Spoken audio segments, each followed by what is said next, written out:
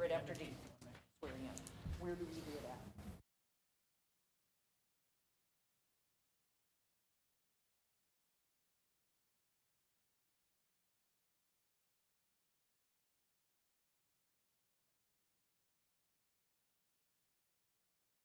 at? Okay. Is this yours?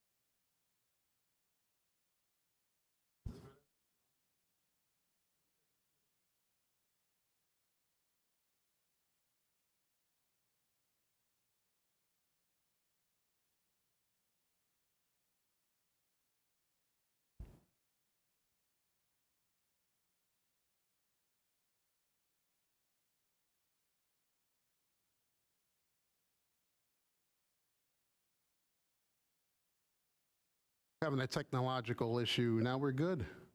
All right. Okay. Great. Thank you. All right, folks, my apologies. February 8th, 2021 edition of the Morehead City Council meeting. The time is 5:34 p.m. We'll call the meeting to order. Madam Clerk. Shelley Dahlquist. Here. Matthew Gilbertson. Here. Shelley Carlson. Here. Laura Caroon. Here. Deb White. Here. Larry Selgevold. Here. Chuck Hendrickson. Here. Steve Lindos. Here. And Mayor Jonathan Judd. Here. We can please stand and recite the Pledge of Allegiance.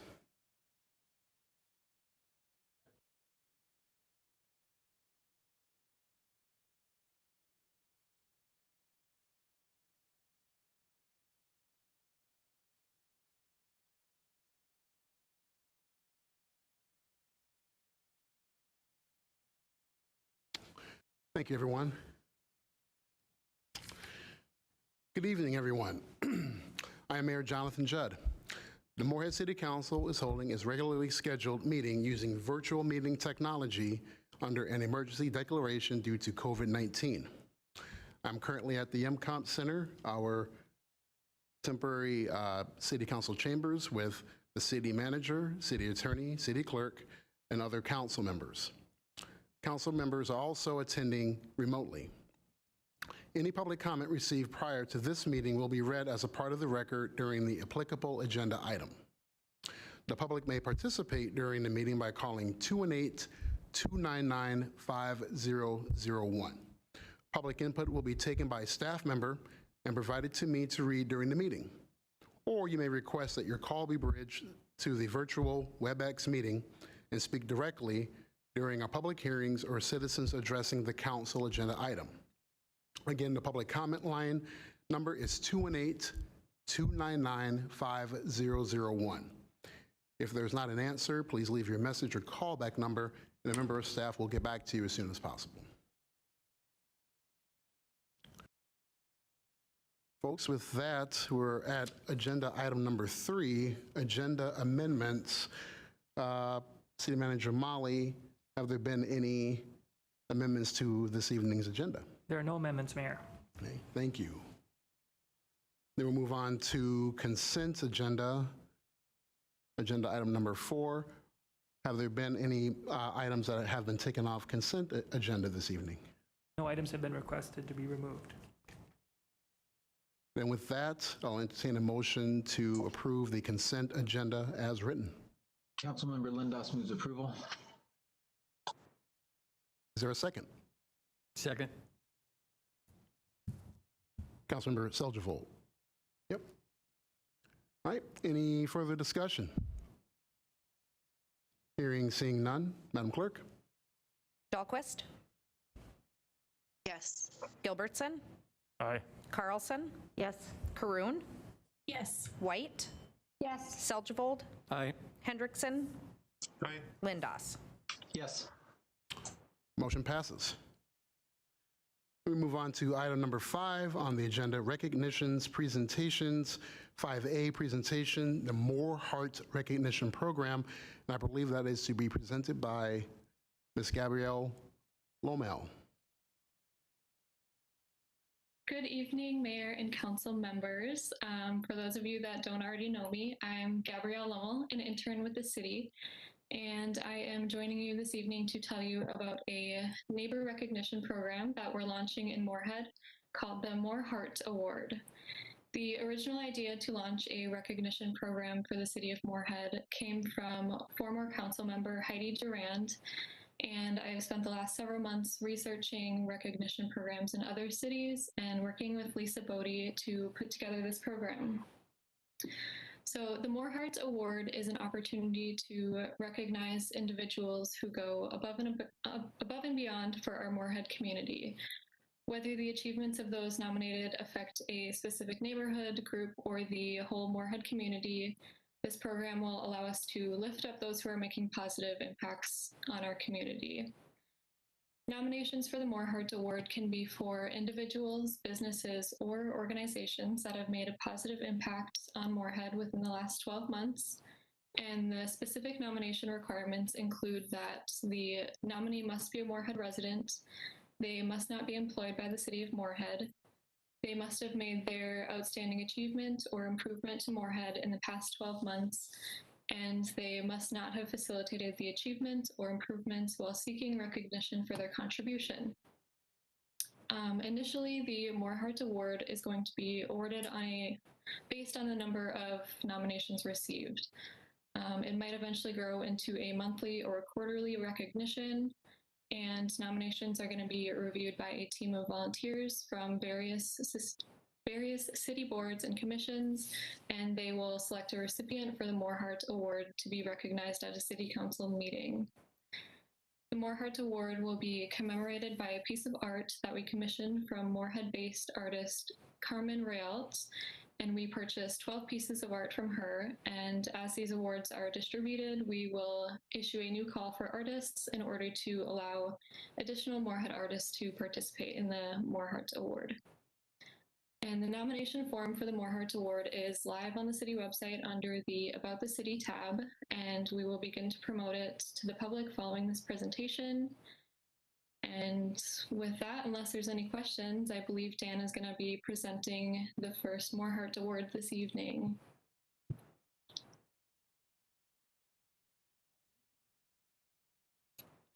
Sorry about that. I think I'm back. All right. Are there any questions or comments for Ms. Lomo? Hearing, seeing none. City Manager Shockley, or Molly. You wish. I'll give you an extra title.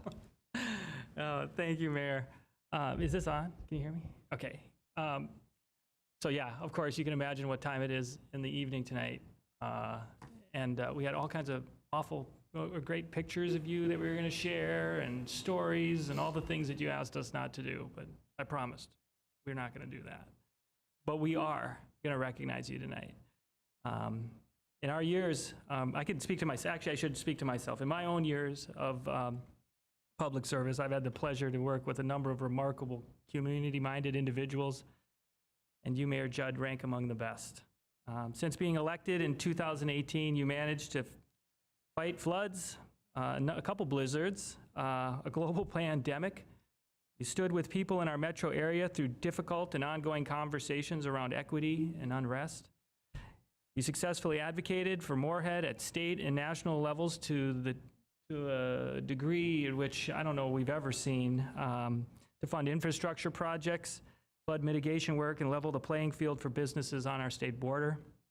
And at every opportunity and at every level, you encourage city staff to carry out the important work of delivering essential services to the good people of Moorhead. Time and time again, you took your work as mayor seriously, and you managed it with competence, compassion, and sensitivity, even while balancing your time with family, not so much some days, as well as attending to other community commitments and a day job that paid the bills and healthcare and all the stuff you need to make sure you have food on the table. All the while, you accomplish this while making the people around you feel valued and respected. You have a unique ability to relate to the people that you come in contact with, from longtime residents to students to Native and new Americans to area business and governmental leaders. I expect this is a reflection of your genuine care for the public good and commitment to service and a future worthy of our children. And in short, Mayor, our experience with you is absolutely first rate. And as you take on another important role in public service as judge for the 7th District in Minnesota, we want to thank you and give you this first More Heart recognition. Thank you, Mayor Judd.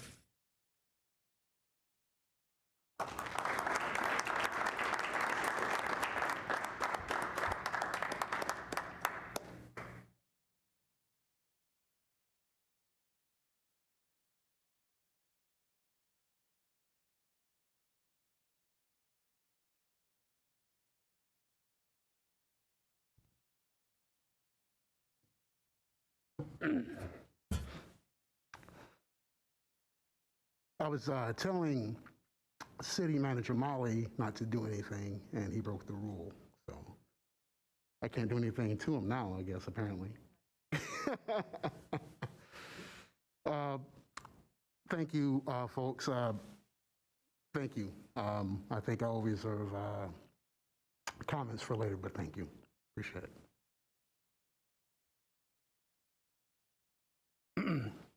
To bring about any other questions or comments from folks?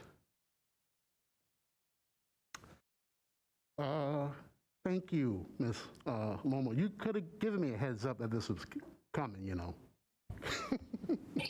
So sorry about that. I'm sure you are. Thank you very much for being here and for your presentation and for your work. I really appreciate it. Yes, thank you for everything, Mayor Judd. Thank you.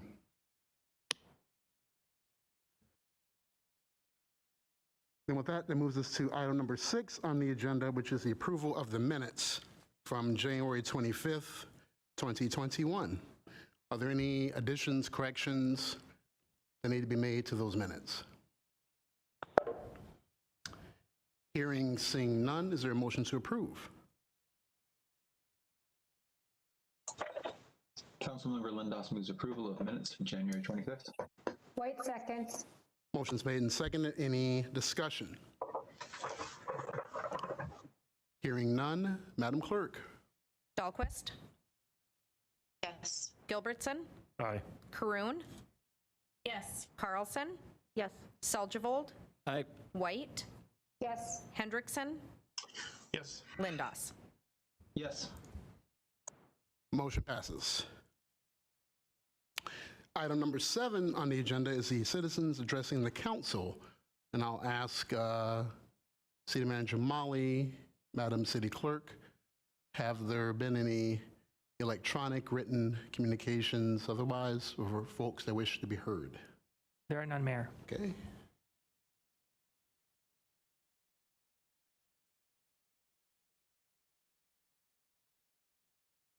Then that moves us to item number 8.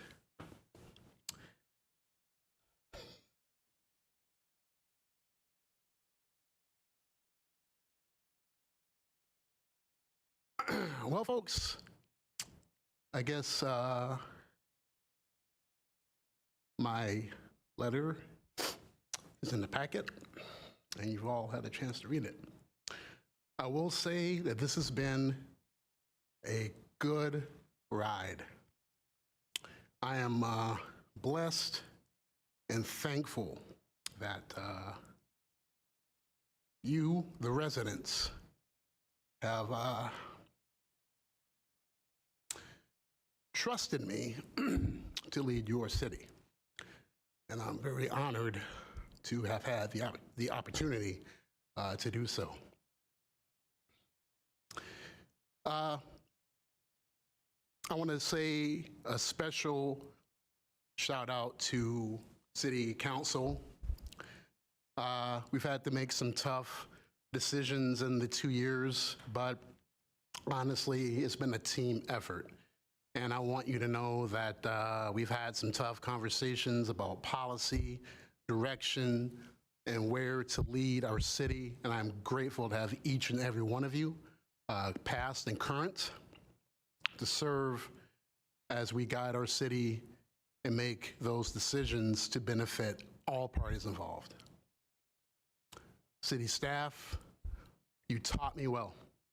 You educated me on the things that I needed to know in order to be very effective in doing this job.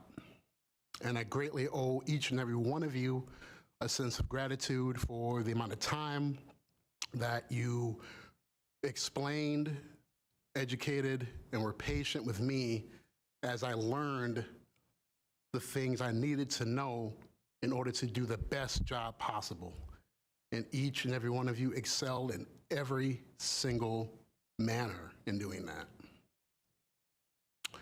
I also want to send a shout out to our former city manager, Christina Volkers, because again, she was with me right when I started, and she did a great job of catching me up, and also again, having great conversations to figure out again how to make the best decisions to benefit everyone in the city. Well, folks, I never thought in my wildest dreams that I would be sitting in this chair. I owe a debt of gratitude, and it's too much time, and I want to take that time to thank folks. But I do want to send a special shout out to former Mayor Delray Williams, because I thought she was joking when she asked me to consider running for this seat. And when I found out she was serious, I was kind of wondering, okay, what am I getting myself into? It is a decision I do not regret at all. And if I had to do it over again, I would. And thank you, Mayor Delray. Thank you for the folks that helped me get seated in this chair. And I hope I have done each and every one of you proud. Yeah. I think the only other thanks and gratitude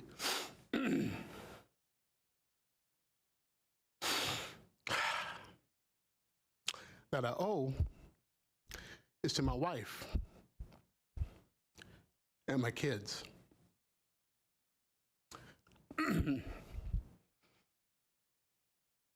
Trying not to get emotional, but they were the ones that honestly I owe the most, because it was their time that was compromised while doing this work.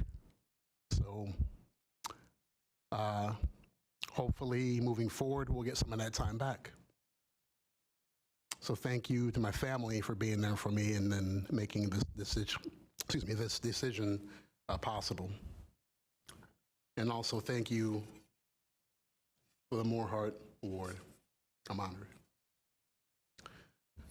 Then with that, I will make a motion to accept my resignation letter. Well, I can't make the motion, actually. Someone has to make the motion, yes. So who's going to make that motion? Don't? If we don't make the motion? Well, I don't want to get in trouble with the state judicial branch, so, because you cannot, I think we have a civics lesson that I think Mr. Shockley can provide, but you can't combine both branches of government, so apparently someone's going to have to make the motion, folks. Mayor Judd, this is Steve Lindas. I regrettably will make the motion to accept your resignation. Motion's made. Is there, sorry? Dahlquist with a broken heart, second. Motion's made and seconded.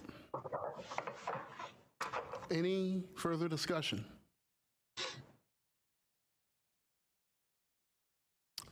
Yep, we'll have to do a roll call vote. And I think now, Attorney Shockley, do I pass this over now to Madam Mayor Pro Tem at this appropriate time? I think that would be appropriate, Mayor. So, for the record, Mayor Pro Tem Shelley Carlson is now presiding over this motion and for the rest of the meeting. Madam Clerk, if you can do a roll call, please. Dahlquist, Yes. Gilbertson, Aye. Carlson, Yes. Caroon, Yes. White, Yes. Seljevold, Aye. Hendrickson, Yes. Lindas. Yes.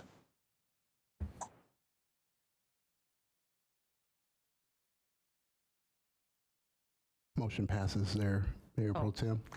I'm not used to that. Okay, the motion passes. If I may just say one more thing, Yes. Morehead proud.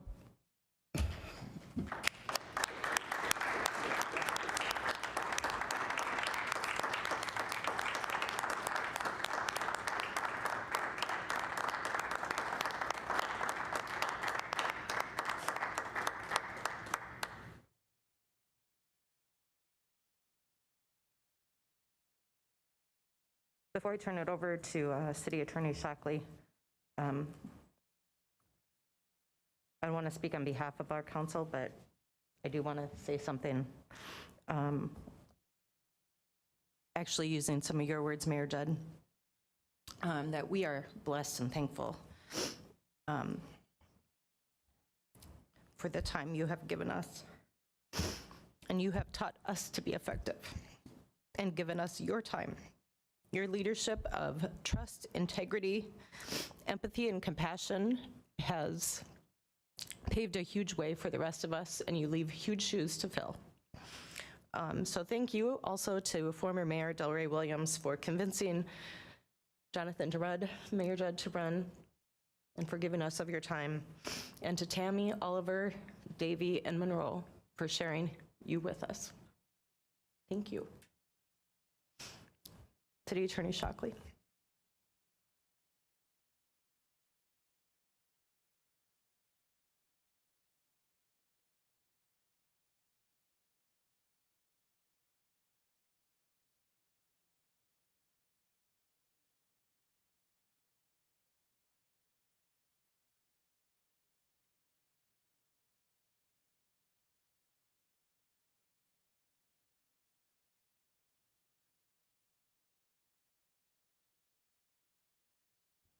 So is there a motion to declare the office of the mayor vacant?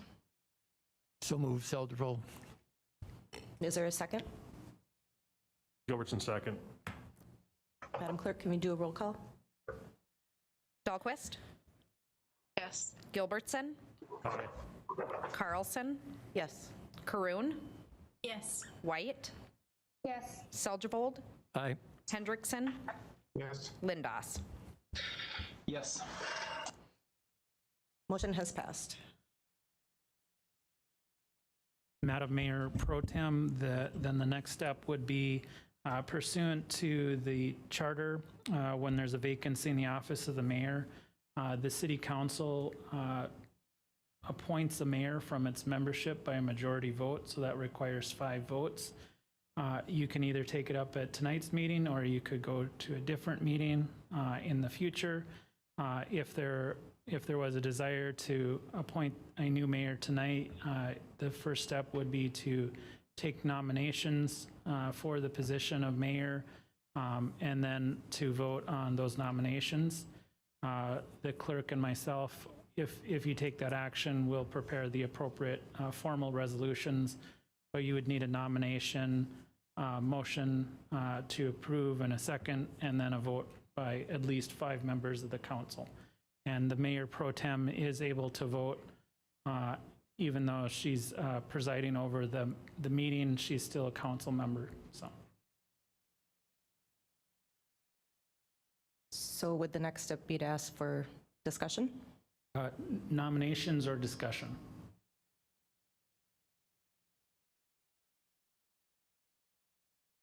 I guess probably discussion first to see if my fellow council members would like to take this up at today's meeting, and if so, if there is a motion for a nomination, or if you would want to wait until next council.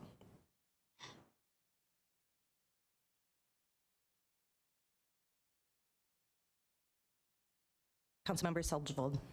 I'd like to see it get done tonight. Their comments for or discussion points? This is Councilmember Dahlquist. I don't seem to have my hand raising option here at the time.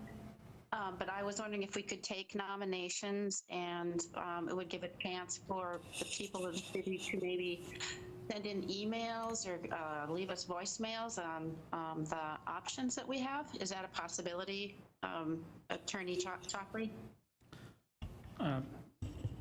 Thank you, Councilmember Dahlquist. This is a process that's really up to the city council. If the city council wants to, take nominations and wait, that's certainly something that's up to the city council. If you're prepared to vote tonight, it's up to the city council. This is truly one of those moments that it's a very policy political item that's well within the discretion of the city council, and it's not really a position where staff or legal would get involved in it, other than to make sure that the process that's set out in the charter is followed. This is Councilmember White. I don't know if you're able to see our hands up, because I know mine's been up for a little while. And I would agree with Councilmember Dahlquist. I think it would be good to have an opportunity for some community input. And so if we were to take nominations tonight and then have something, some way that if individuals do have input they'd like to share, that they could do that, and we could make the decision at the next council meeting. Okay, and I can see Councilmember Lindas's hand is up. Councilmember Lindas?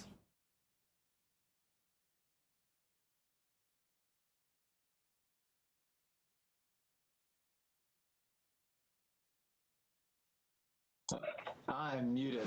Thank you. Sorry. I'm trying to be too fancy with my technology. I think my feeling is that we should have the opportunity for, if there's more than one nomination, for there to be some input and questions. And so I know that it would be nice to move fairly quickly on something like this, but this is also serious, and there might be some questions that council members might want to pose of individuals, and then instead of having a seat of the pants, anyone that's thinking about doing this service can have time to give meaningful reflection and answers. And I see Councilmember Hendrickson, his hand is up. Thank you, Madam Mayor Pro Tem. I agree with both, but I think we should get it over tonight. I think if, it's council meeting, there's 2 weeks, and there's a lot that goes on during the week. So I'd vote for tonight. Just get it over with. Thanks. Thank you, Councilmember Hendrickson. In perhaps the spirit of hearing from everyone, did Councilmember Kroon or Councilmember Gilbertson wish to speak?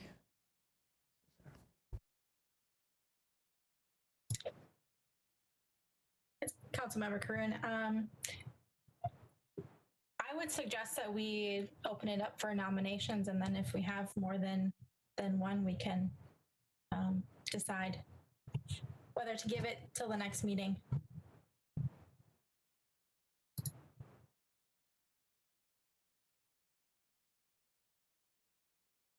Councilmember Gilbertson. Yeah, I think I'm on board with that, because if there's only one nomination, then it's kind of a moot point and we can discuss tonight.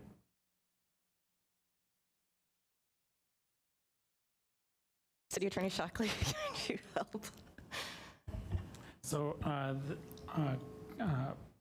Madam Mayor Pro Tem, then the next step would be to ask for nominations from the council. Okay. Is there a motion, a nomination from the council to appoint a new mayor? Madam Pro Tem. Councilmember Hendrickson. Thank you very much. I nominate Shelley Carlson. And is there a second? Second, Seldervold. Councilmember Seldervold seconds. Any discussion?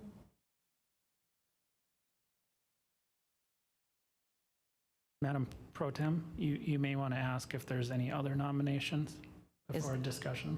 Thank you. Is there any other nominations or discussion?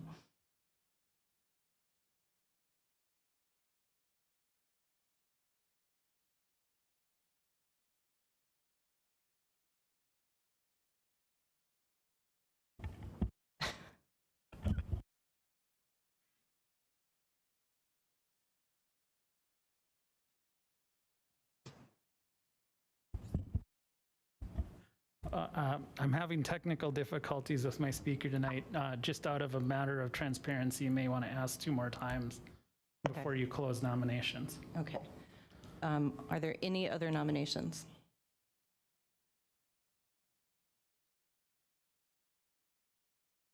Are there any other nominations?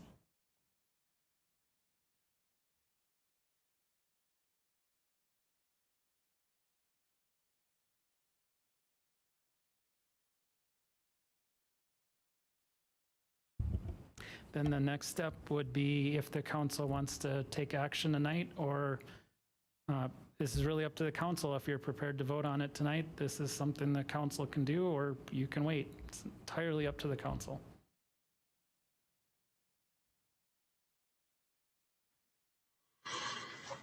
Dahlquist propose that we take a vote. Thank you, Councilmember Dahlquist. This is so unprecedented. I'm sorry that I keep looking down to you, City Attorney Shockley. I think you may want to clarify if it is a vote to take action tonight, or if it's a vote on the actual motion to appoint yourself as the mayor. Yeah, so Councilmember Lindos. I was going to ask Councilmember Dahlquist to just clarify. I think I will second a motion if she makes one to vote on the nomination to appoint Shelley Carlson as mayor. Yes. Thanks. So that was clarifying the motion to vote on it tonight. So would that be a roll call that we would need to take? Okay, Madam Clerk, if you could do a roll call on the motion to appoint a new mayor tonight.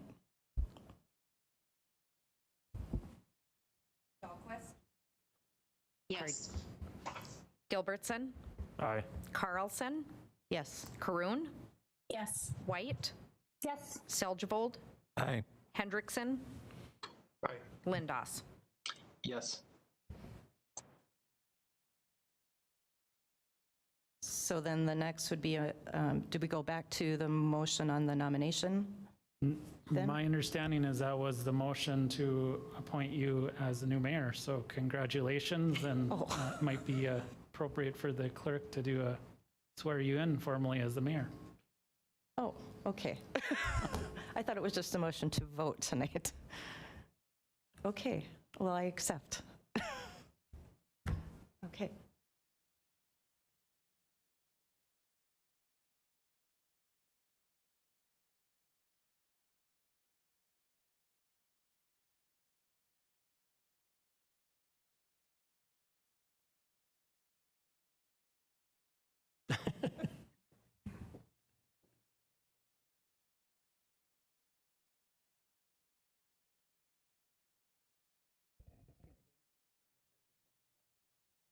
So raise your right hand. I, Michelle Shelley Carlson, do solemnly swear to support the Constitution of the United States, the Constitution of the State of Minnesota, the Morehead City Charter, and to discharge faithfully the duties of the office of the Mayor of City of Morehead to the best of my judgment and ability. So help me God. Congratulations.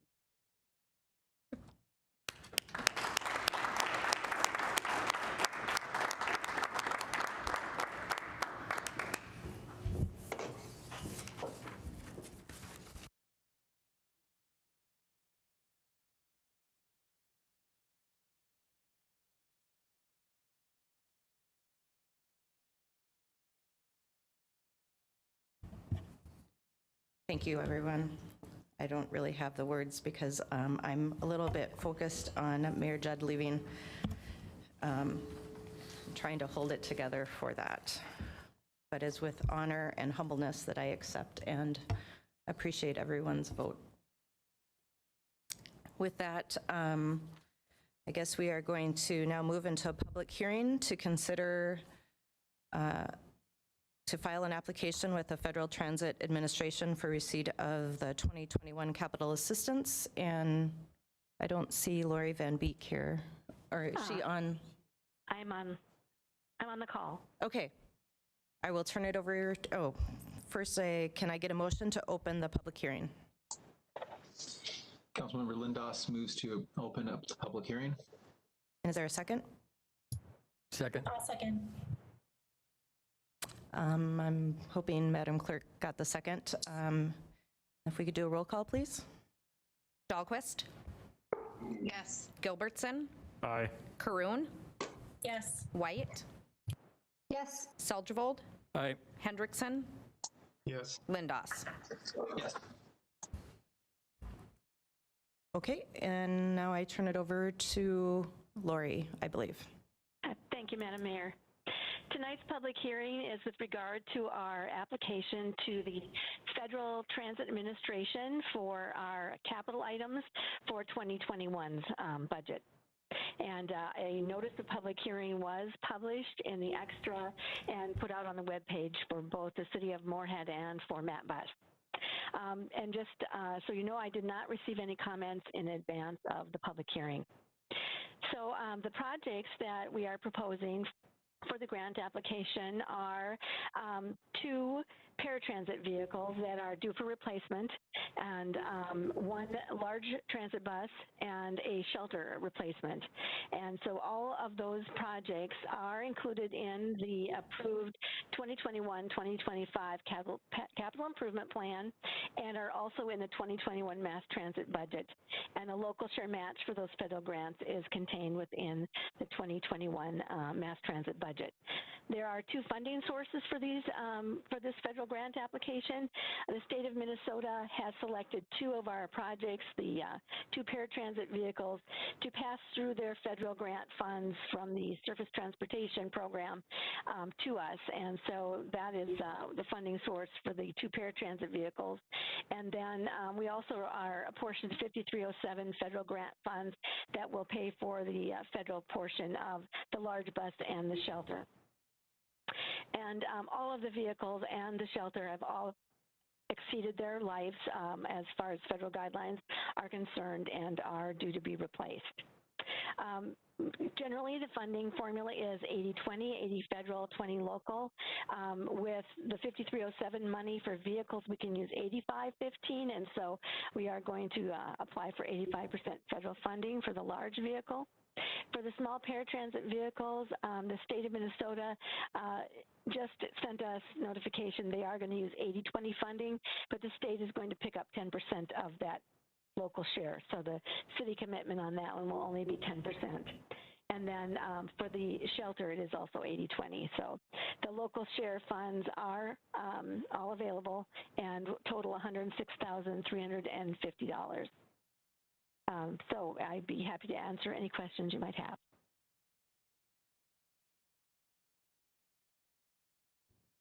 Are there any questions for Ms. Van Beek?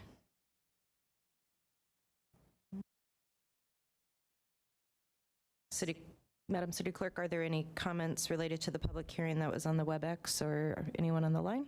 None at this time.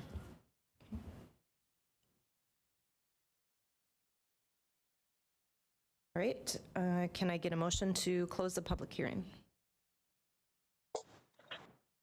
Councilmember Lindos moves closing public hearing. Is there a White second? seconds. Okay, thank you. Madam City Clerk, if we can get a roll call.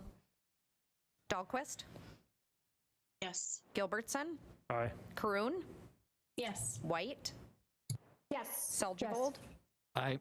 Hendrickson, Yes. Lindos. Yes. Okay, public hearing has been closed. Now I would need a motion on the resolution itself to authorize filing of the application. Do I have a motion? Councilmember Lindos moves approval to file application and thanks Lori Van Beek for her efforts on that. I'll second.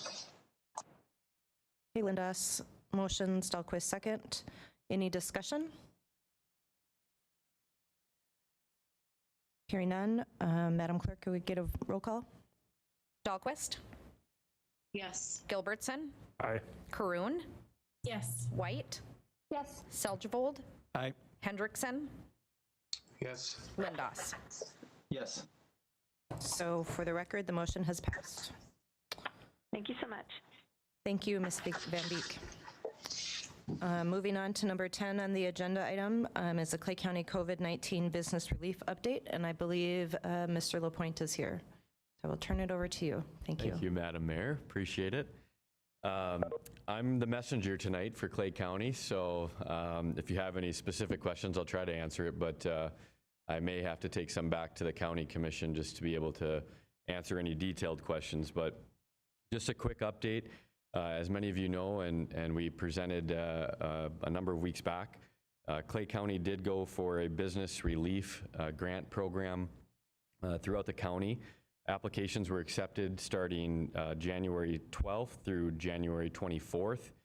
There was a total of 112 applications countywide. Again, these were for businesses that were bars, restaurants, gyms, event centers, those that were most impacted by the governor's most recent orders, Order 2099. Out of the 112 applications, there were 78 approved applications. There was two separate categories at how the county reviewed them. One was if they were a non-new business, so an existing business, they were placed in one of 7 categories based on lost revenue between 2020 and 2019. And there was a significant amount of categories, but basically, in short, of those 78 approved businesses, those businesses will be receiving grants totaling at a minimum of $500 up to $40,000. So those businesses are again depicted based on lost revenue between 2020 and 2019 in a specific time period between November 1st and the end of December. Those were categories that the state kind of outlined, and the county kind of ended up using that as a guideline as well. So again, 78 businesses between 500 and 40,000 in grants. I should note too, the county is planning to vote and approve this plan tomorrow. So they have identified the plan. Their hope is to get everything finalized at their county board meeting tomorrow, with the plan to get checks out to businesses as soon as possible. The second category, as noted, was for new businesses. So as I mentioned in a previous council meeting, the state funds that went towards this program, there was a requirement for the Department of Revenue grant that had to have tax returns from 2019 and 2020. So many of our new businesses were not eligible for the state Department of Revenue grant that went out. The county felt it was necessary to include them into their program. There are a total of 9 new businesses that started in 2020, and those businesses will receive at a minimum to $2,500 up to $25,000 based on some of their needs. So in total, 78 businesses receiving about 1.24 million, and the county had set aside some administrative costs of about 31,000. So in total, $1.27 million that will be in our community helping businesses in need. I will say we did significant outreach during this process, specifically to our Moorhead businesses. We had lists that we compared it to as far as who may be eligible for this program. With the help of Sherry Larson and Nick Lear with the Morehead Business Association, city staff and myself, we contacted businesses, whether it was through phone or in person. We got the word out to many of them, and we know that almost all of those businesses applied, and majority of them were approved businesses through this process. So we feel that this is significant dollars that will stay within the city of Morehead, but ultimately within the county. We know that there's plenty of more work to do as our businesses are still struggling through the pandemic and through consumer confidence and getting activity. So we will be on the lookout for more relief, more help. I know that's a priority of our council and staff, but we're thankful to the county commission, the county administrator for their work and seeing a lot of this money stay right in our back door here to support businesses in need. With that, I'll be happy to answer any questions, try to answer them as best I can. Thank you, Madam Mayor. Thank you, Mr. Lapointe. Are there any questions? Seeing none, thank you so much. I know that this has been very helpful to a lot of our businesses, and I'm glad that there's additional relief that's coming out. Thank you. Appreciate it. Yep. Moving on to the next item on the agenda, number 15, the 2021 Utility Billing Payment Plan. MPS Director Travis Schmidt and Mark, I'm not going to say your last name correct, Moylanen? Moylanen, how you pronounce it. Exactly what I said. Thank you. Madam Mayor and council members, thank you for having me here tonight.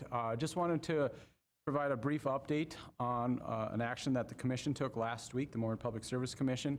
Again, and what we're going to request of you tonight as well, City Manager Molly and myself are requesting that the Morehead City Council approve a payment plan arrangement, a payment plan arrangement agreement that is in relation to COVID-19.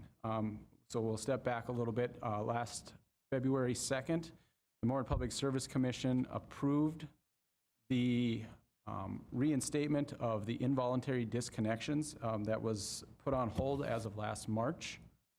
And they approved that to occur starting after the cold weather rule is done. We're actually going to we'll start the disconnection process starting in April. April 20th is specifically the date that the first disconnections could actually occur. They also approved the payment plan agreement as well, and they approved the continuation of not charging for reconnection fees and late charges as well. So overall, we're going to basically provide you with a little bit of the plan of how we're going to roll this out or roll back to doing the involuntary disconnections and how that is looking as well. So button here.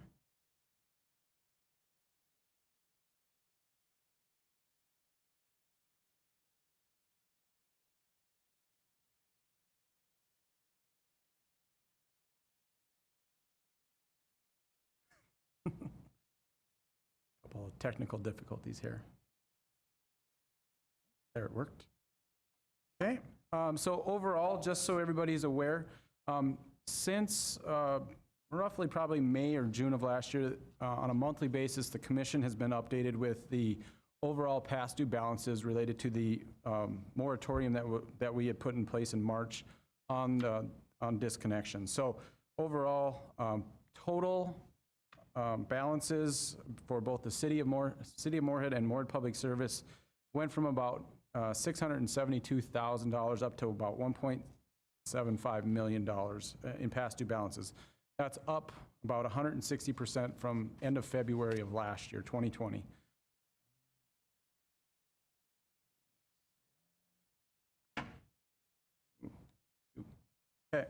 Overall, the city portion of that, starting in February, end of February, you were at about 631,000. And as of the end of January this year, you were at, the city of Moorhead was at roughly $1.1 million. Again, that's up 74% overall since February. Are you doing it? Okay. Back one here. All right, and then just so everybody's aware as well too, in February, Moorhead Public Service was at about $40,000. Right now, or at the end of January, we were at about $650,000. So that's up roughly 15-fold. That's a lot of money due to the COVID moratorium that was going on. So next, that slide's perfect. Again, roughly, the percentage really hasn't changed a lot. It's about 15%. That's what we were seeing pre-COVID, and we're still seeing that same percentage. So roughly 85% of the City of Moorhead and Moorhead Public Service customers are paying their bills on time, no issues. We have roughly 15% that continue to have some hardships and are struggling to pay that bill. Roughly those customers, of those customers, three months or more behind, about 1,552 customers. Next slide, please.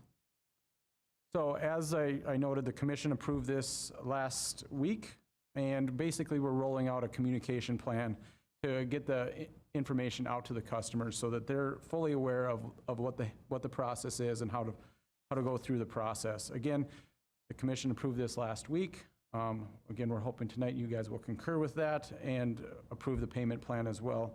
Once that happens, we'll provide a press release, probably tomorrow. And then individual letters will go out to all 1,500 of those customers, noting the timeline, what their past due balances are, and then also talking to the assistance agencies as well.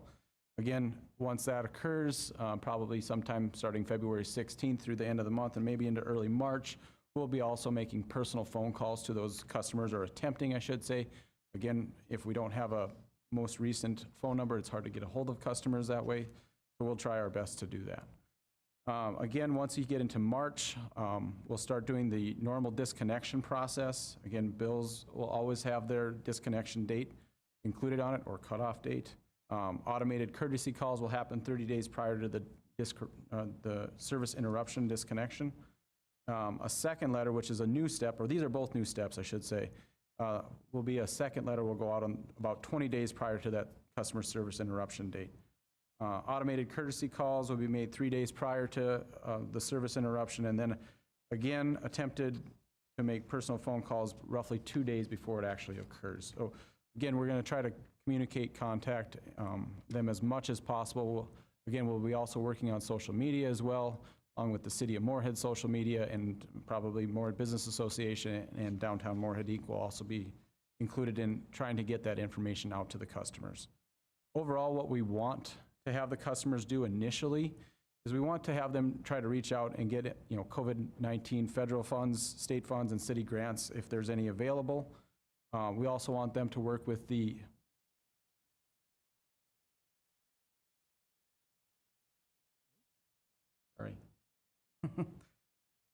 we also want them to work with West Central Minnesota Community Action Agency. It's one of the assistance agencies we work with on a daily basis to try to get some of that COVID relief money as well. Same with Lakes and Prairies Community Action Partnership. Those are the two main assistance agencies that we work directly with on a daily basis. Once they've exhausted those resources, that's when we want them to look at utilizing the payment plan agreement program. Again, utilize those funds, get the relief, get their balances down first, and then once that's done, then we'll work on the payment plan portion. So utilize those monies that are available by the federal government and the states, and then after that, put the remaining balances for both the City of Moorhead's portion of the bill and Moorhead Public Services portion into a payment plan arrangement. Now that's going to be, slide here. That's going to be the plan that we're working on or going to roll out. Again, there's roughly 1,500 customers that are currently 3 months or more past due balances. Majority of those, almost 1,500 of them, are residential customers. The remainder are businesses, and as Mr. Lapointe just briefly a little bit ago noted, most of those are already receiving some type of county grant relief. So that hopefully will be noted as some of the monies that go back into the past due balances as well for both the City of Moorhead and Moorhead Public Service. So the commission last week had two options. They could allow the customers to put down how many months they wanted, or they had the opportunity to approve basic terms of the program. So they approved the basic terms. So any customer that has $600 or less in their past due balances, they get 12 months to repay those past due balances. Anybody with $600 to $1,200 gets 18 months, and then over $1,200, they have 24 months to repay everything. So it's going to take some time to get allow these customers, or I shouldn't say allow, but help these customers pay back their balances. And we're willing to do that in trying to help them through this COVID pandemic that we've got going. Mark, you got anything to add? Okay, keep going. Again, payment plan, formal agreement, as long as it's approved tonight by the council.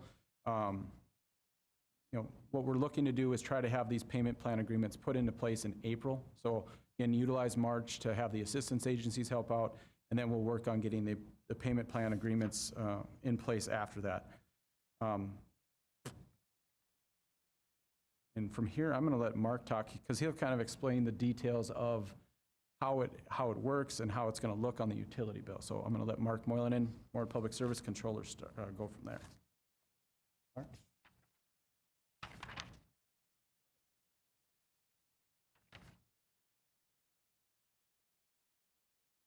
Thank you, Travis. Madam Mayor, members of the commission or the council. We're used to saying commission, so I apologize for that. But as Travis indicated, what our goal is to encourage all of the customers that are currently having issues, have past due balances, to first contact the assistance programs that are available. Unfortunately, we were hoping to provide a little more information about what state or local or federal grant programs would be available and get that process started. But at this time, the only thing we're aware of is from the Department of Commerce is that something is coming, but the details will still take a little bit of time to be ironed out. And as we get that information, as Travis indicated, we'll be using a variety of social media methods to get the word out.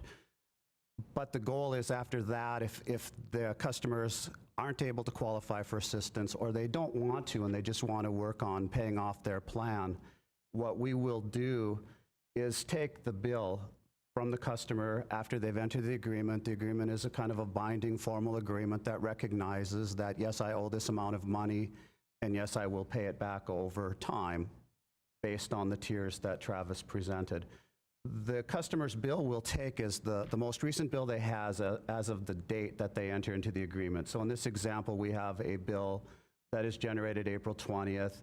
It has an outstanding balance roughly of $4,900. They would enter into the agreement, and because of the dollar amount of this customer would have in our proposal 24 months to pay that amount back. Everybody's familiar, I hope, with looking at a Moorhead Public Service bill. We do get a lot of questions about the items on the bill, but this is the summary of the current charges, which usually consist of a balance forward.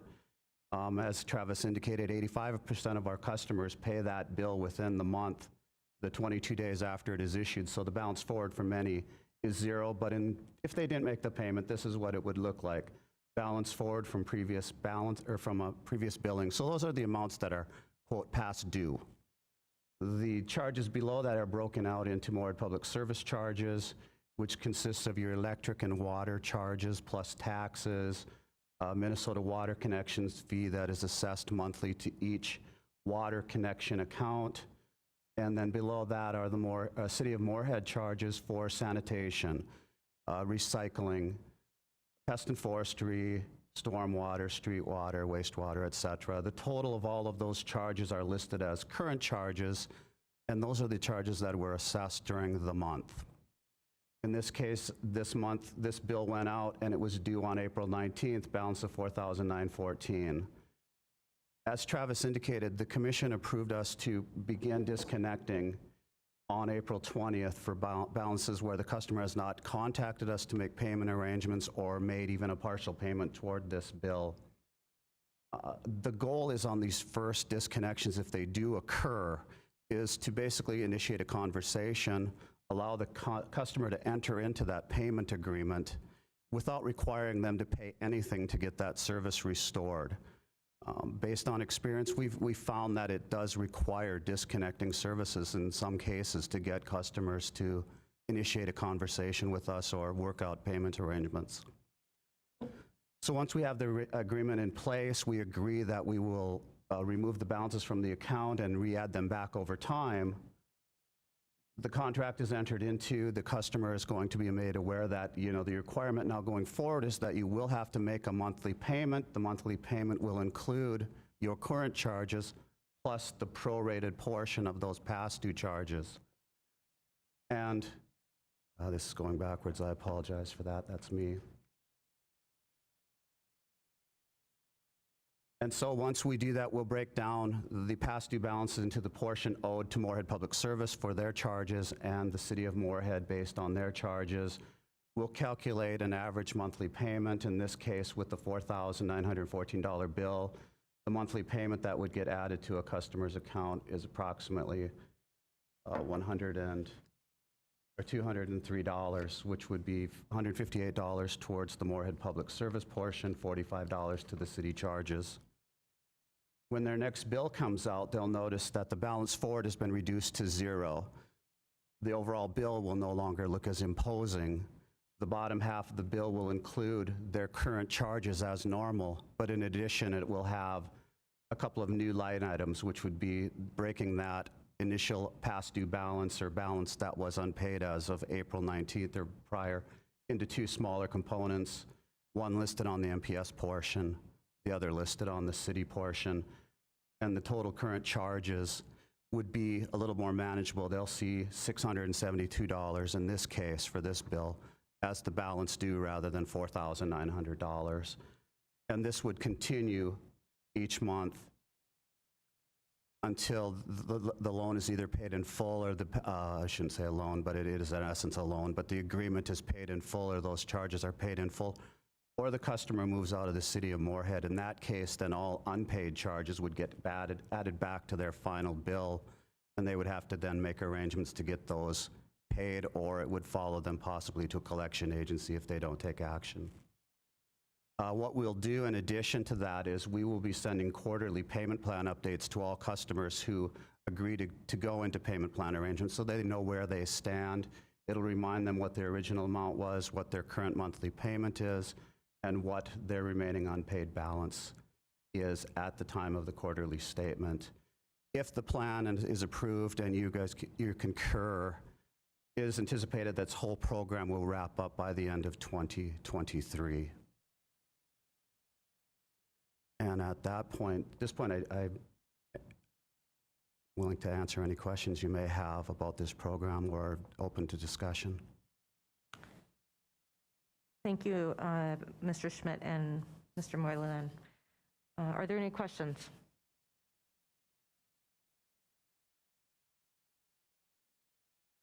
Councilmember Seljavold and then Councilmember Gilbertson.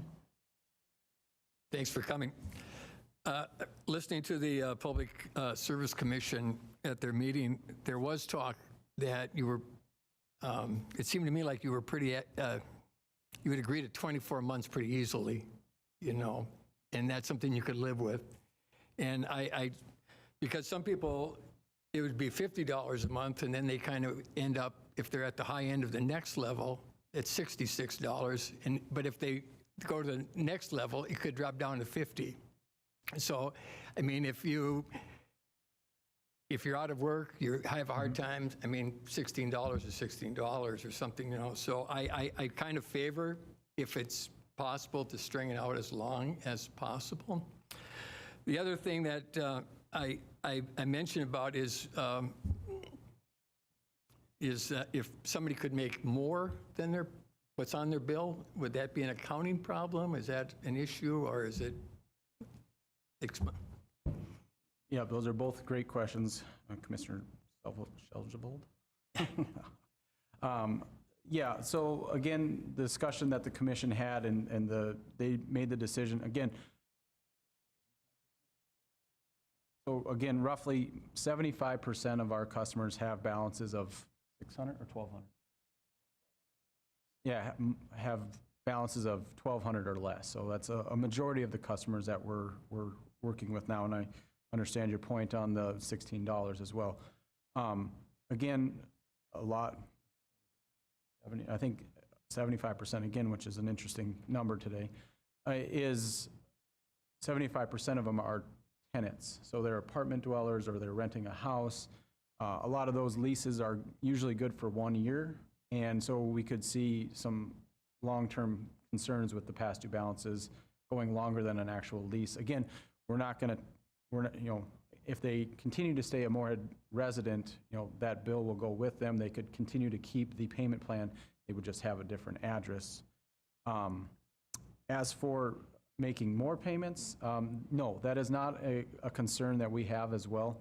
What we would like to do is have some communication with the customer, letting us know that they're paying an additional portion of that basically principal of the agreement or the repayment plan, and we would then be able to make the modifications to what their past due balance or the balance of their loan is. So no, those are not an issue at any means. So the commission just decided that the having the 3 different tiers was more conducive to what they wanted to do. Well, and then the last thing I asked was, and you answered me, is like, for example, I'm a person that's on the budget plan, and I mean, I would, if I could help out a neighbor in Moorhead, I'd gladly add X amount of dollars to my bill. And you directed me to the Salvation Army heat share program, and there are many utilities apparently that have kind of a checkoff that you can add. It's right there, and you can just add it on their utility bill. Apparently, the way they were describing it on their website. You did mention about how do you, if citizens of Moorhead pay extra, how do you determine that? Well, the Salvation Army has the same problem. Mm-hmm. So it's like, maybe we could figure out something. And if it's possible, it's something you could think about, is that if I, for one, and I think there are many, if I know it was going to stay local, you can add another $10 at my bill and it can help somebody out, so. Good question as well. And yeah, and we did point you to the Salvation Army, and I think there's other charitable nonprofits that you could also utilize that are specific to Moorhead. I think the heat share program is specific to Moorhead, so I think it's if Moorhead donates dollars to it, it stays in Moorhead. Because I'm looking at a bigger website, statewide, and I didn't know if money I'd send when I go to Duluth or so on. So. We did point that to Attorney Shockley as well too. From that standpoint, again, is that something that we should be administering? Again, trying to figure out whether or not it's worth, I shouldn't say worth, but it's feasible to do. Again, with 1,500 customers, how do you equally divide that out to all the customers? Assistance agencies are a good friend of ours because they can help with some of that. So Attorney Shockley, I don't know if you want to respond to that question. Yeah, thank you. And we've had an opportunity to briefly look at it, and I think some of the issues are, as Travis has identified, it's difficult to, Moorhead Public Service is a political subdivision. As part of the city, it's a political subdivision. And therefore, if you just have $10, how do you apply that? Is that, are you going to means test that? Are you going to make sure it gets to the right people whose bills are delinquent for the right reasons? Or are you just going to apply it all across? I mean, we haven't had an opportunity to look at it in-depthly because we just kind of heard about it today, but those are some of the challenges that you face. Is do you require somebody to go through an application process to say, I did in fact lose my job because of COVID, I can't pay my bill? Or is it somebody that just has the means but chose not to pay their utility bill? And so we'd need to develop those parameters for the program. And one of the nice parts about having these third-party providers is they already have all of that mechanism in place where they can determine who qualifies and who doesn't. Yeah, I just, it's, if I know it's staying here, I'm more apt, and I didn't know. It's the first time I've heard of the program. I thought maybe like you said, I gave them money, it could end up in Duluth, and I'd rather it ended up in Moorhead. So thank you. Okay, thank you. Councilmember Gilbertson, and then Councilmember White, and then Councilmember Dahlquist. Thank you, Mayor. Thank you guys for coming and your due diligence in this. I know nobody signed up for this. I've got a few questions. I presume this is interest-free? I don't see anything in there about interest. Correct. Yep, it's a no interest payment plan. So yeah, we're just taking what your balance is, splitting it over the number of months based on what the actual balance is, and yeah, there's no interest on it at all. I see such a big discrepancy between what the city's owned. You look pre-pandemic back in February, and it says $631,891 to the city. That's 34% of the total.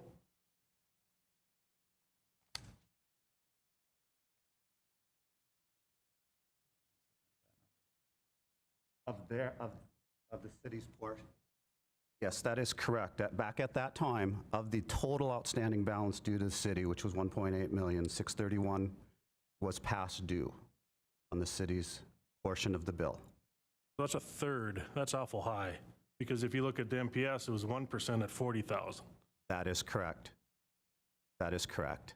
It has to do with how payments are applied, and Minnesota Department of Commerce recommendation, pseudo-ruling conversations they had with us 3 years ago, where they indicated that we cannot disconnect electric or water services to require a person to pay non-electric and water charges, of which the city's charges are sanitation, garbage, sewer, et cetera. We can't require those to be paid. There's also not a mechanism to disconnect those to make people pay. So unfortunately, the balance does grow. So the next month, if a customer makes a payment, we have to apply that towards a service that is potentially subject to disconnection. So the cycle could continue where those balances will grow and grow. They will stay with the account, though, until it is either A, closed, or B, at some point become an amount that has to be paid. But that is why there is such a huge discrepancy between what was past due on the Moorhead Public Service side versus the city of Moorhead utility charges. Okay, so is there any teeth in if they don't pay? Is it just go on down the line to collections? Because collections don't, in my business, collections don't work very well. Unfortunately, that's probably a fair statement, but again, they are agreeing that this is a valid debt that they do owe. The charges were incurred because the services were used or they gained benefit from them. So, even without the contract, it's enforceable. But yes, that is a risk that we run with the city charges on the billing. Moorhead Public Service does have the capability of disconnecting electric water services to require its portion to be paid. Thank you. Okay, thank you. Councilmember White. Thank you. I have a couple of different things I wanted to mention. One, just to return to Councilmember Seljavel's point about paying a lump sum. I think one suggestion is you could use as a model what is used for paying off student loans, that typically when students are paying off their student loans, they have an option in instances when they are going to pay a larger lump sum, that they can either pay ahead or they can pay down the principal. And the reason why that might be valuable is, let's just say you have a customer who has a generous grandmother and they give them a larger amount right now. If they have the option of paying it and having it pay ahead, so that means perhaps they could pay the next 4 months of payments. For somebody who's really struggling to make their payments, that might be really beneficial. Whereas if they paid all of it towards the principal, they still will have those same monthly payments. And so they don't gain that immediate benefit when they're struggling. And so I would suggest that you consider that as an option, is if people can use it to pay ahead And that way those months are paid for rather than just putting it towards the principal. I also was wondering, I think I've mentioned this to City Manager Molly, that I wondered if, because I think the payment plan is a great way to go, but if there's any way that we might consider incentivizing it further. So if, for instance, we could have something where if individuals were to remain in good standing for 75% of the of their payments, that we might be able to waive a certain percentage of our city fees that they owe. And that way, if people know that ahead of time, they could work towards that goal, and they know that in the end they will have to pay less. So even though we would not recoup then the entire 100% of what they owe, but in some cases it may be the difference between not getting anything versus getting at least a large percentage of the money that's owed. And so I would recommend that we look at other ways that we can incentivize this to encourage people to enter into these payment plans.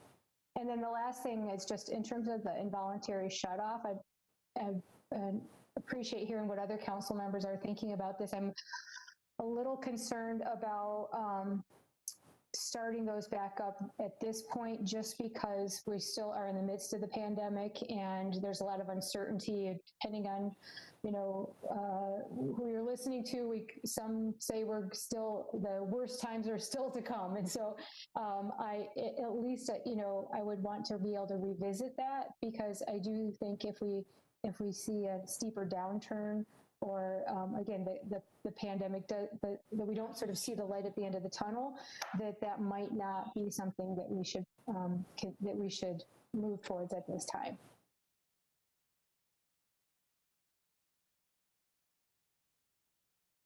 Okay. I don't know if, I think that Councilmember White, was there a question in there, or was it more suggestions? And I'm sorry.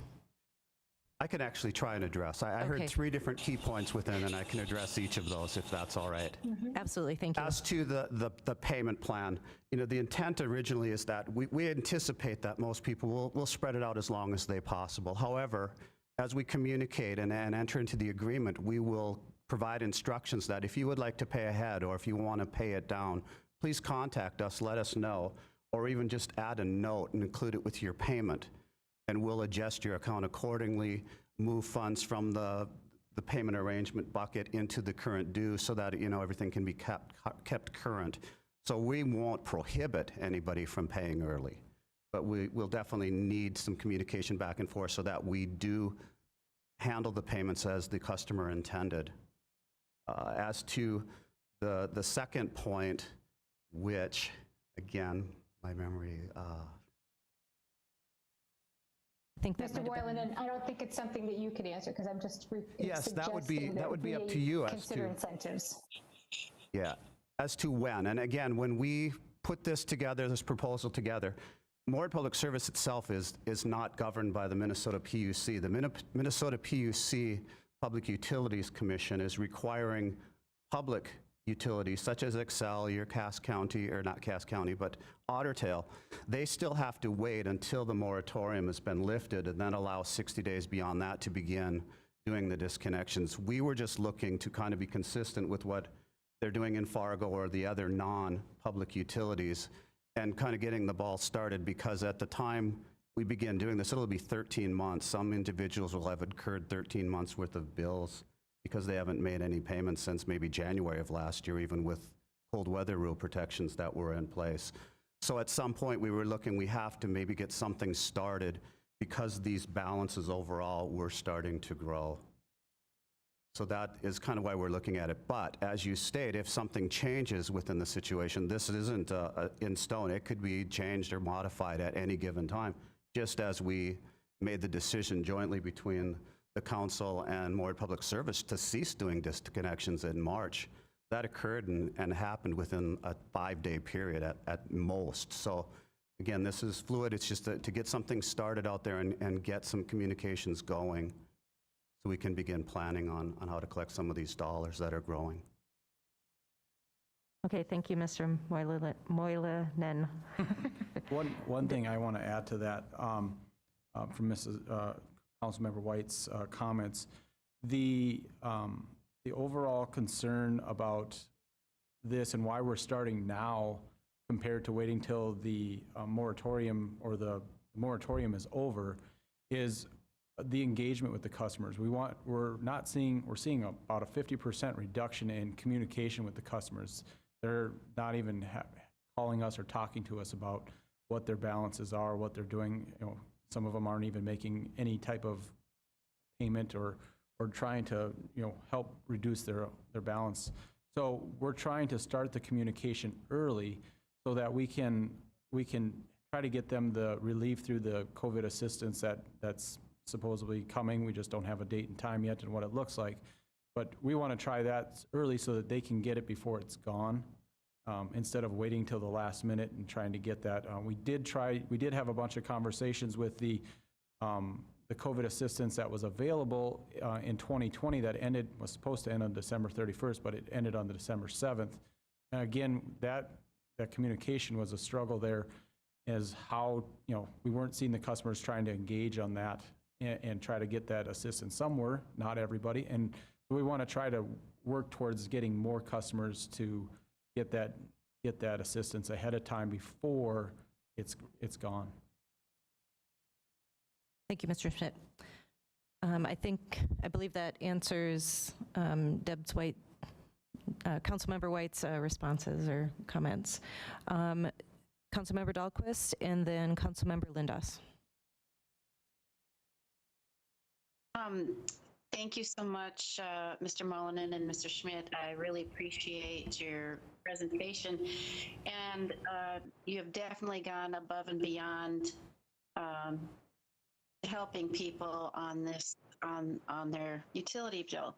And you did mention that because you are a municipality that you are not under the same rules as so many of the other electrical companies in the state.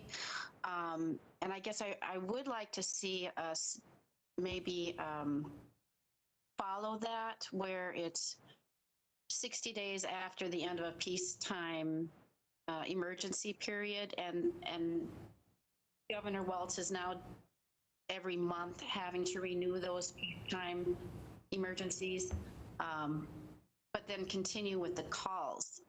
And I'm really happy to hear Councilmember Seljevold voice many of my same concerns. And I've also talked with Councilmember White about how can we help. And I want you to know that the council members really do want to help and see if we can help some of those that don't reach those economic guidelines, so they wouldn't qualify for some of the money from West Central or Salvation Army, and see if we can find some other way to help, just like Councilmember Seljevold said he would like to contribute, and I too would like to contribute, and I think that's a feeling of a lot of people in the community. So definitely, I am just so impressed with how you were writing up these plans, with giving people the opportunity to make payments. It's really impressive, and I thank you so much for doing that. So I want you to know that I'm going to try and see if we can find some other way to help some of those that are not qualifying, and I'd really like to work with you on this. Thank you, Councilmember Dahlquist. That's a great question that you asked, and I know Deb asked it as well. We didn't really address it. I would direct that to City Manager Molly and Attorney Shockley on how that works and if it's even feasible. Dan has been very instrumental in this process. We've been talking about it for multiple months, along with former Mayor Judd as well. He was very engaged in how we step through this process. And the concern that we all have is, are we causing our customers more financial difficulties by letting them continue to get more in debt? Again, we don't know what their situation is and how we approach that, but if we let the bills continue to stack up, how does that impact them long term? Is it worse than going back to normal? So again, City Manager Molly, Attorney Shockley, I'll let you kind of answer that. Yeah, so, that's stated very well in terms of the hardship that grows. It's like, when you get behind in rent or your mortgage payment, the longer it goes. The fact that this assistance is available now and we can get folks on a plan and we can get that relationship, that dialogue going to get them kind of steadied, help work together and get steadied, as opposed to waiting 4 or 6 more months, whatever it may be, to get there is a real challenge. We've also recognized the challenge of collections and billing as they differ between electric and water and some of these other services like wastewater, stormwater, forestry. You can't just turn off the urban forest program and things like that. So we're trying to get creative along those routes and plan to come back with some of those options, whereby they could be revenue recapture or some incentive, as Councilmember White and Dahlquist have lifted out. That, I should say, is a budget matter, and we're going to be entering that process here in May, June, and that would be a time to really address that, as we just approved a budget here 2 months ago.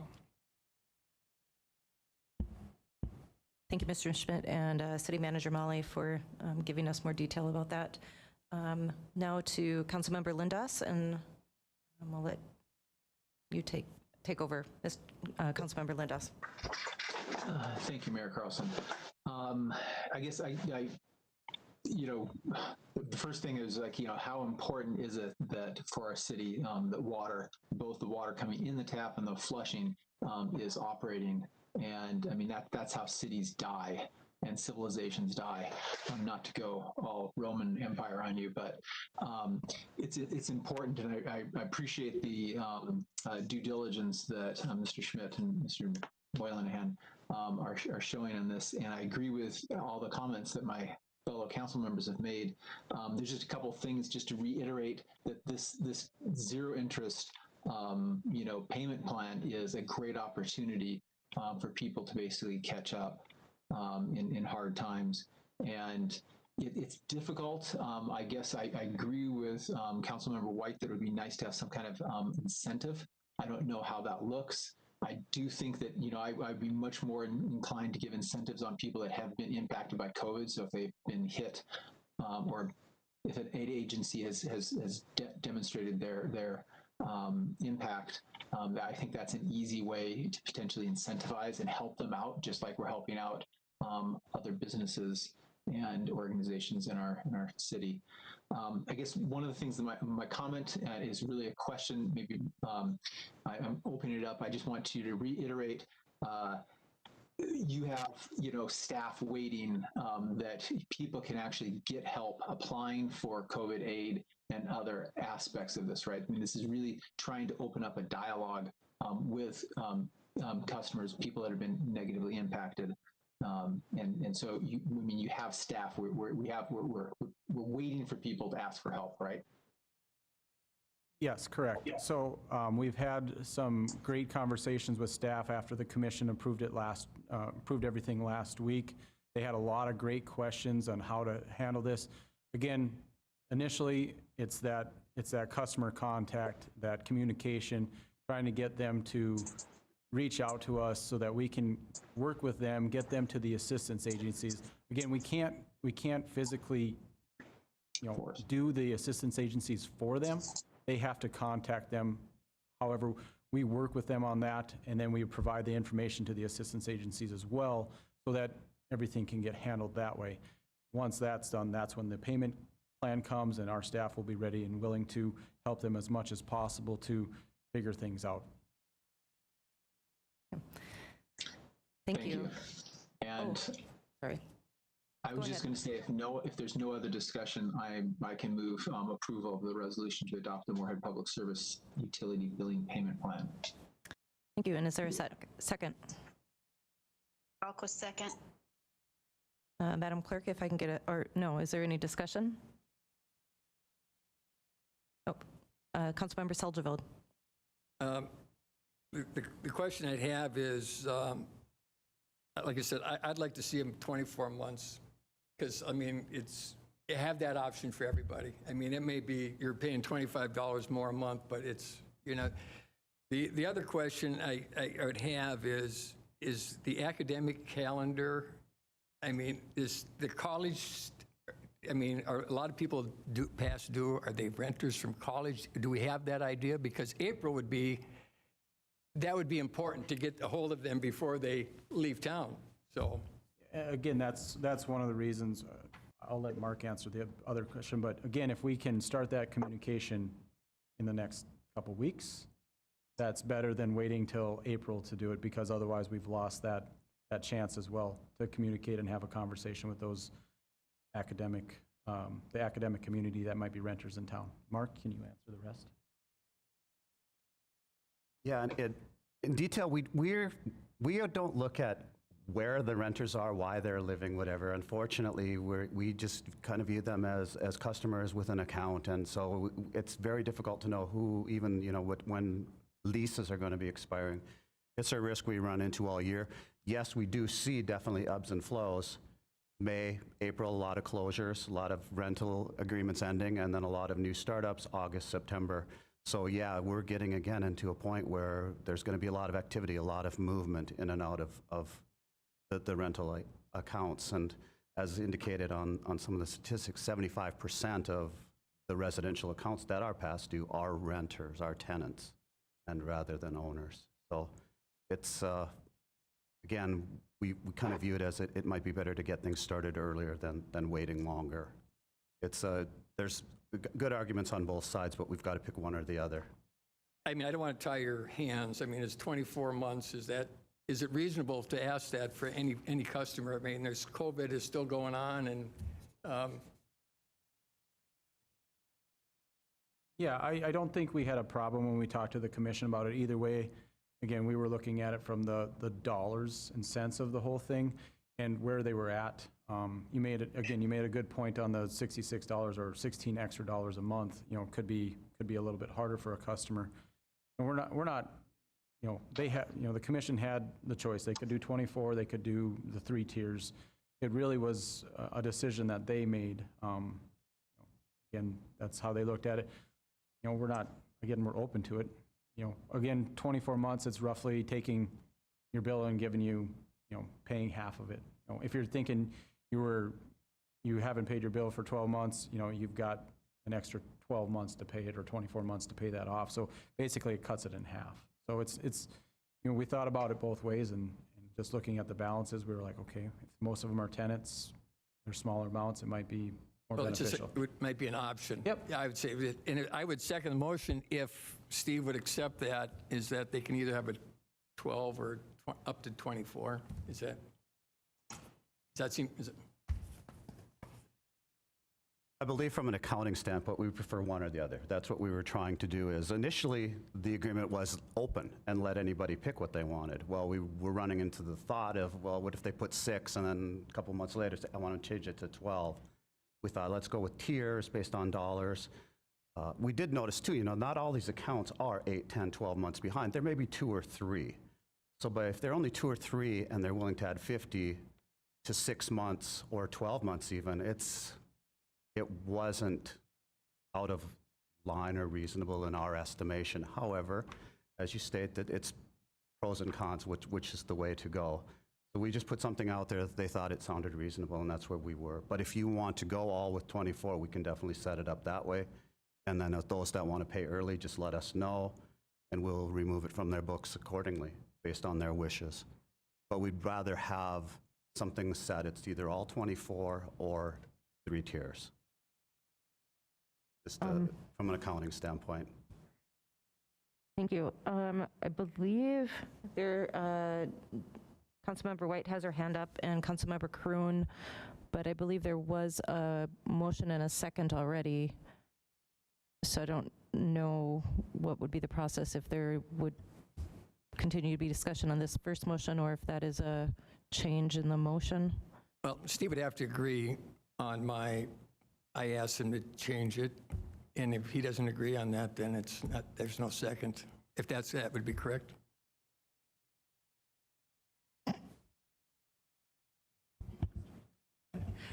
Sorry, I'm still getting used to the microphone.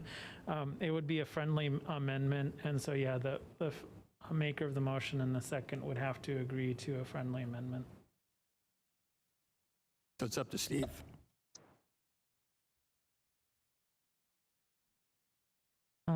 Would we still continue with the discussion, or, okay.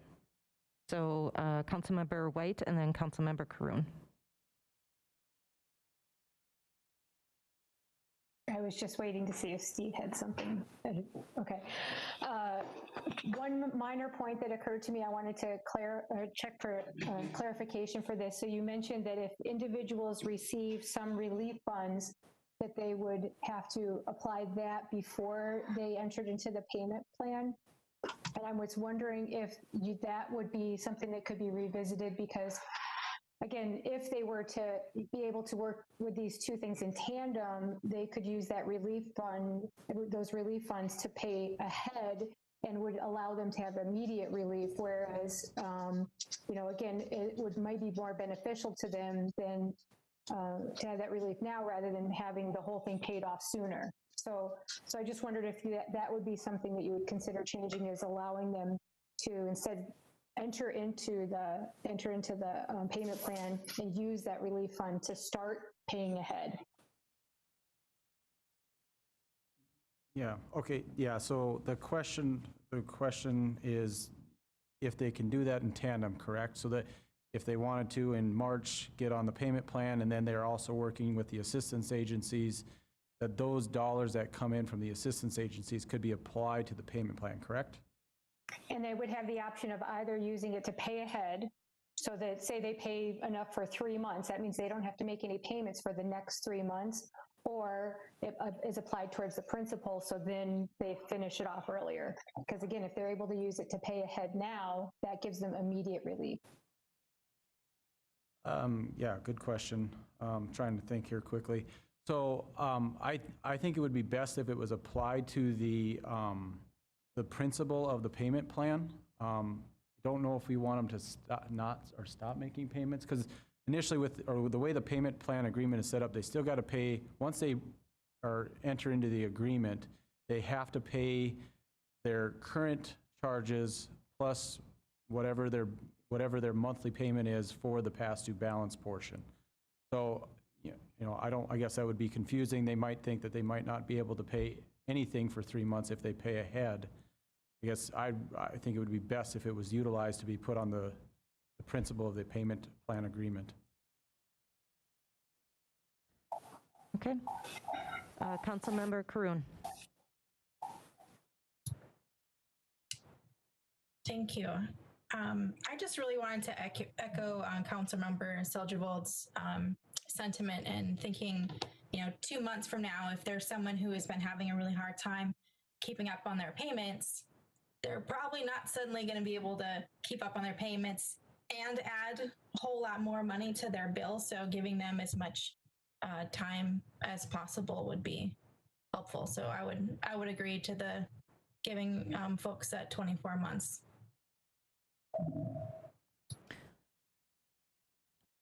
Councilmember Lindas, are you amenable to the friendly amendment made by Councilmember Seljavold? Thank you, Mayor Carlson. I was not being silent. I was being silent on purpose to give other council members a chance to basically express their opinion. But I'm okay with that amendment to basically extend the payment plan to 24 months, with the understanding that people can pay faster if they would like to. And I agree for my second. Oops, I'm sorry. And Councilmember Gilbertson had his hand up. Thank you. So if we change the amendment that you guys came to vote for, do you have to go back to the commission and have them vote on our amendment? Correct. We would provide it back to the commission next Tuesday night for approval, going just with 24 months, and that would be it. And they would have to approve that as well. So, because I would assume that if basically you have a 3-tier plan, you're not, if somebody, the whole idea is to get people to call. Correct. Right? The communication. Yep. Correct. If I got home and I didn't have water and lights, you'd be the first one I'd call. Probably. Right? Correct. So I'm guessing if somebody called you and said, can I get 24 months? I think you would say yes on a case-by-case basis. I don't see you saying no if they made their plea. So maybe we might be complicating this matter by adding the amendment, because then it goes back to the commission that already voted on it. That's my discussion. Thank you. Thank you. Mr. Yeah. Schmidt? Yeah, again, like you said, we would have to take it back to the commission next Tuesday for approval. And yeah, it does complicate matters a little bit, just initiating this. Again, we wanted both the city's approval of the agreement and MPS's, because we're doing the utility billing for the city of Moorhead plus our billing as well. And we wanted to make sure that both council and commission agreed on having a payment plan in place for COVID relief, or for the COVID pandemic. So yeah, I think it would be best if the council wants to change and go with a 24-month period for everybody, that they approve that tonight, and then I would recommend changing the terms to 24 months for the commission on next Tuesday. And if they don't agree to that, then are you back here? I mean, what? Potentially.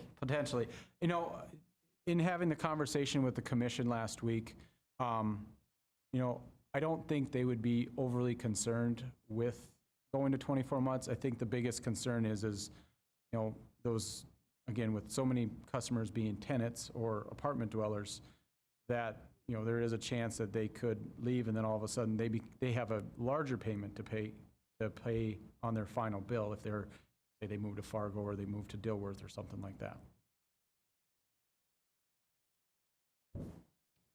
Okay. Well, there is a motion on the table, and I think we're done with the discussion. So, Madam Clerk, if we could get a roll call, please. Dahlquist? Yes. Gilbertson? Aye. Caroon? Yes. White? Yes. Seljevold? Aye. Hendrickson? Yeah. Lindas? Yes. Okay, motion has passed. Fingers crossed that the commission is okay with this, and then perhaps, since you know we already agreed to it, perhaps it could just be on consent agenda next time. I don't know how that all works, so. Well, you guys approved it for 24 months tonight, so as long as the commission approves it next week, we won't have to be back here to discuss it anymore. Fantastic. Thank you very much for coming in, Mr. Schmidt and Mr. Moylan, and I will practice your name, I promise. That's fine. May I make one comment, though? Our plan was to send out letters next Friday. So with this change, our initial letter is going to be generic enough that we can at least get that out and just state that payment plan may be up to 24 months. And then, depending on how the action goes after that, that way we can stay on schedule, at least, so to speak, and then get concurrence with both commission and council as to the term length. Thank you, and thank you so much for your hard work. I know that developing a program like this is quite the process, and I'm just very happy to see MPS and the city working in tandem together on this and helping those folks out there. Well, I'll say this was the easy work. The hard work's ahead. Staff is going to have those conversations, and they're not going to be fun. They'll be difficult in trying to get people the assistance they need and get on a payment plan. So hopefully everybody will be respectful of everybody so that we can move forward and try to get out of COVID. Thank you. Okay, on to the next agenda item is mayor and council reports. Any council reports?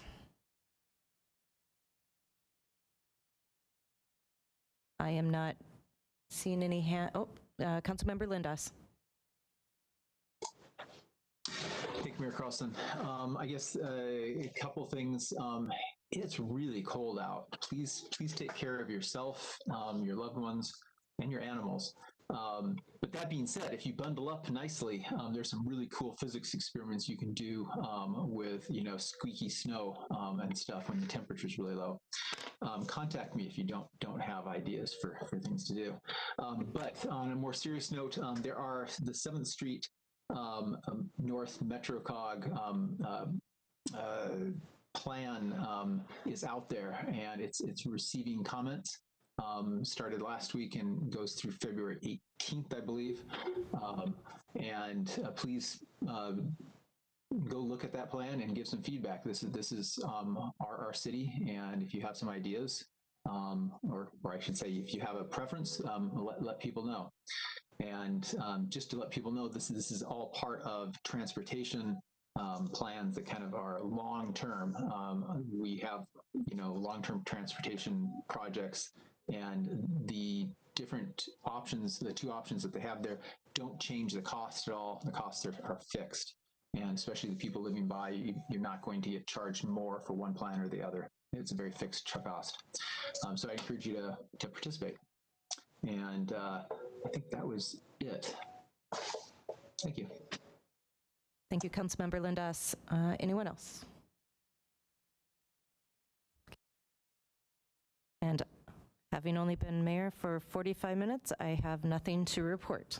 But I ask for grace as I continue to learn this role. City Manager Molly. Well, I have no update other than to say welcome, and we're all looking forward to working with you, Mayor. And I would, City Attorney Shockley offered to kind of lay out some of the next steps in regards to some communication that's going to be coming out for filling the ward vacancy in Ward 2. Thank you. So the next steps will be pretty straightforward. I will prepare a memo. The City of Moorhead has had a number of times before that we've filled vacancies within council member positions. At the meeting on the 22nd, the council will need to declare that now Mayor Carlson, her council position vacant, and then pursuant to the charter, the city council will appoint a person. In previous times, the council has interviewed and taken applications and interviewed and then appointed, but I'll go over that process specifically. The charter doesn't prescribe a specific timeline that the position needs to be filled, but in general, it's taken 30 to 60 days to get the interview process done and receive applications. But it will have a memo setting forth that process and send that out to the council over the next 2 weeks. Thank you, City Attorney Shockley. And I do not believe there is an executive session.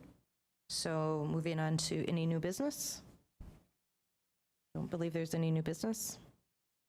There is no new business. Thank you. And then do we have any citizens addressing the council? None at this time. Okay. Thank you, Madam Clerk. And with that, I've been going to council meetings for 2 years and I don't remember, do we take a motion to end the meeting? We do take a motion to end the meeting. I will move adjournment. Is there a second? Second. Thank you. Madam Clerk, if you can do a roll call. Dahlquist? Oh, no. Yes. I think we do roll call. Okay, we'll just do it. Gilbertson? Aye. Caroon? Yes. White? Sure. Seljevold? Aye. Hendrickson? Fine. Lindas? Thank you. Yes. Thank you and good night, Moorhead.